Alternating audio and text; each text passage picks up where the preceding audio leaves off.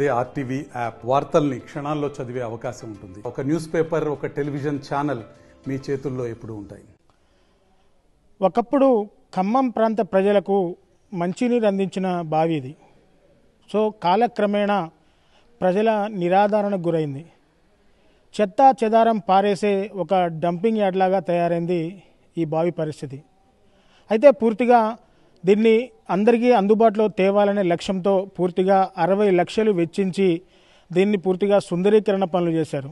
అదే ఖమ్మం ఖిల్లాలో ఉన్న జాఫర్ బావి.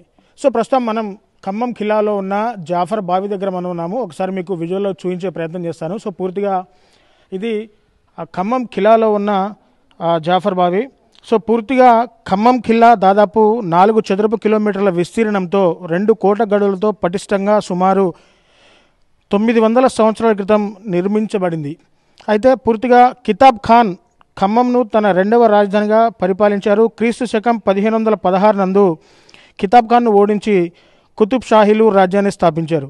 సో అప్పటి నుంచి 1716, 1903 సంవత్సరంలో తాలూకాబార్గా ఉన్న జాఫరుద్దుల్లా కోట మీద మహల్ను నిర్మించారు. ఈ కోటకు దక్షిణాన ఖిలా పైన ఉన్న వర్షపు నీరంతా కూడా ఒక దగ్గరకు చేరే విధంగా ఖిలా పైన ఒక గోడ నిర్మించి లోతట్టు ప్రాంతాన్ని ఎంచుకొని కాకతీయ కాలంలో ఒక మెట్ల బావిని తవ్వించారు. ఇది వారి ఆలోచన విధానాన్ని పూర్తిగా తెలియజేస్తుంది.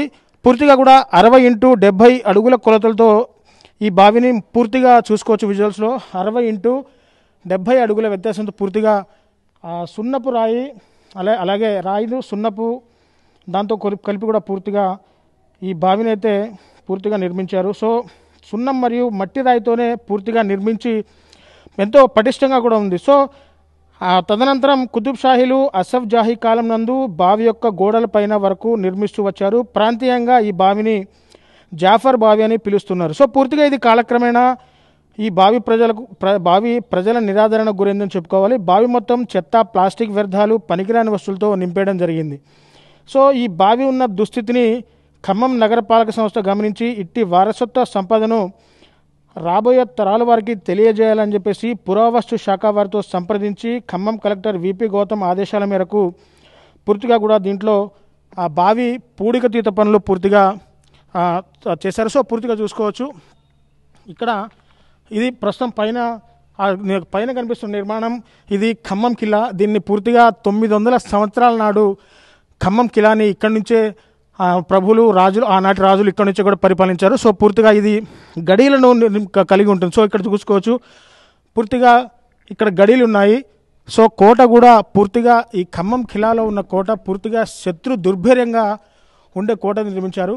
సో పూర్తిగా గడీలు 1, 2, 3 గడీలు ఉన్నాయి. లోపల కూడా అంతర్భాగంగా కొంత అంటే శత్రు దుర్భేర్యంగా ఈ గడి ఉండదని చెప్పేసి కూడా చెప్తున్నారు. సో గతంలో అంటే అప్పుడు అంతకుముందు కొంత వాటర్కి అయితే ఇబ్బంది అయ్యేది. సో ఆ వాటర్కి ఇబ్బంది లేకుండా అంటే కిలా మీద పడ్డ వర్షపు నీరంతా కూడా ఒక చోట స్టోర్ చేయడానికి ఇక్కడ ఈ బావిని అయితే పూర్తిగా తవ్వించారు. సో ఈ బావి చూసుకోవచ్చు ఇప్పటికీ ఇక్కడ వాటర్ స్టోరేజ్ కూడా కొంత ఉంటుంది. పూర్తిగా ఇది ఖమ్మం స్తంభాద్రి అంటే లక్ష్మీ నరసింహస్వామి గుట్ట మీద నుంచి వెళ్ళి ఆ సొరంగ మార్గం ద్వారా ఇక్కడికి వాటర్ సరఫరా కూడా జరుగుతుందని చాలామంది అనుకుంటున్నారు. సో ఏది ఏమైనప్పటికీ గతంలో ఈ పూర్తిగా ఈ ప్లాస్టిక్ వ్యర్థాలు పేరుకుపోయిన చెత్త అంతా కూడా ఇక్కడ చేరడంతో సో మున్సిపాలిటీ ఆధ్వర్యంలో పూర్తిగా కలెక్టర్ విపి గౌతమ్ ఇక్కడ పూర్తిగా సుందరీకరణ పనులని ఏర్పాటు చేశారు. పూర్తిగా 60 లక్షల ధనాన్ని వెచ్చించి నిరుపయోగంగా ఉన్న ఈ బావిని పూర్తిగా సుందరీకరణ పనులు అయితే పూర్తిగా చేశారు. సో ఇది 210 రోజుల పాటు అలాగే దాదాపు ఎక్కువ మంది కార్మికులు దీంట్లో పూర్తిగా ఈ బావి సుందరీకరణ పనులలో పూర్తిగా పాల్గొన్నారని చెప్పుకోవచ్చు. సో మొత్తంగా ప్రజల నిరాదరణకు గురైన తర్వాత ఈ పూర్తిగా ఇక్కడ చెత్తా చెదారం అంతా వేస్టేజ్ కూడా పూర్తిగా పడేస్తున్నారు. సో అందరికీ ఉపయోగంగా ఉండాలి.